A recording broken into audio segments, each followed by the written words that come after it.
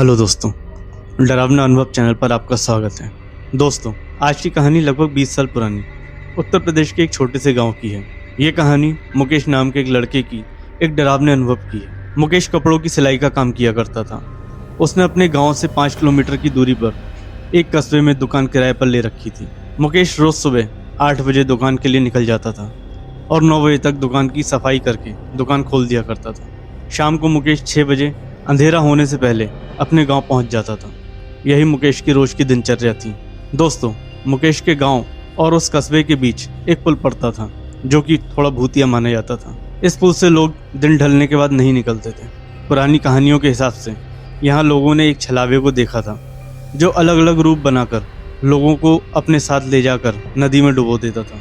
मुकेश रोज अपनी साइकिल से अपने गांव से अपनी दुकान जाया करता था। मुकेश ने भी इस छलावे की कहानियां सुन रखी थी, इसलिए वो कभी रात में इस पुल से नहीं निकलता था। एक दिन शनिवार की शाम मुकेश अपनी दुकान पर काम कर रहा था। उस दिन कुछ अतिरिक्त सिलाई का काम था, इसलिए उसे दुकान से निकलने में देर हो गई।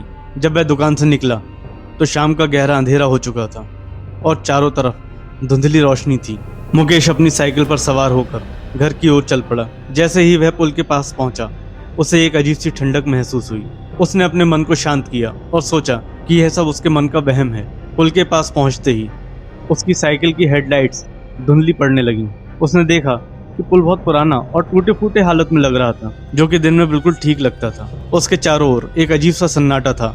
उसने धीरे धीरे पुल पार करने का फैसला किया। जैसे ही वह पुल के बीच में पहुंचा, अचानक उसके साइकिल के टायर से हवा निकल गई और वह लड़खड़ाने लगा।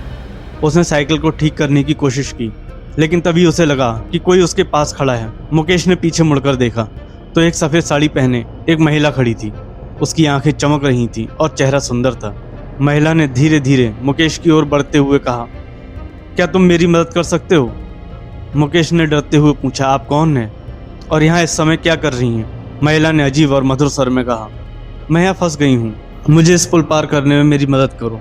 मुकेश ने सोचा कि शायद वह किसी मुसीबत में है, इसलिए उसने महिला की मदद करने का फैसला किया।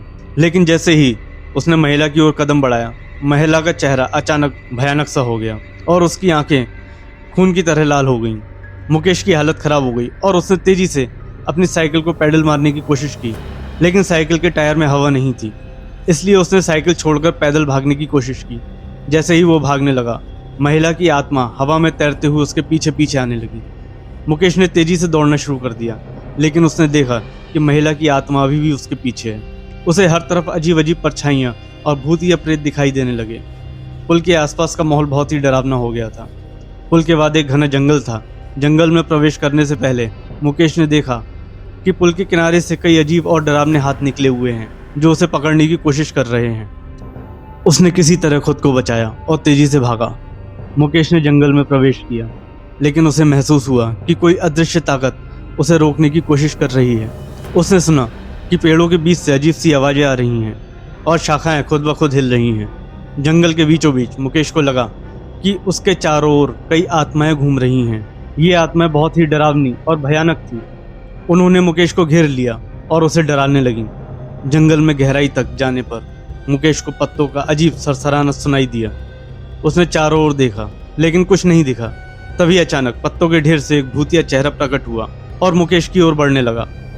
मुकेश ने देखा कि पेड़ों की परछाइयाँ अब भी उसकी ओर बढ़ रही हैं।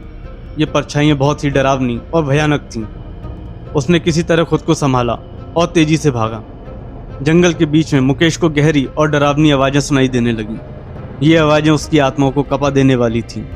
उसने किसी तरह से हिम्मत जुटाई। मुकेश ने देखा कि थोड़ी दूरी पर एक पुराना मंदिर है।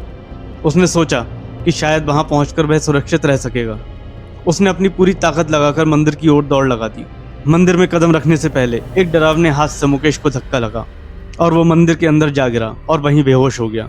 सुबह सुबह जब गांव के लोग जंगल में आए तो उन्होंने मुकेश को मंदिर में बेहोश पाया और उसके माथे पर चोट लगी हुई थी और पीठ पर बड़े से हाथ का लाल निशान बना हुआ था।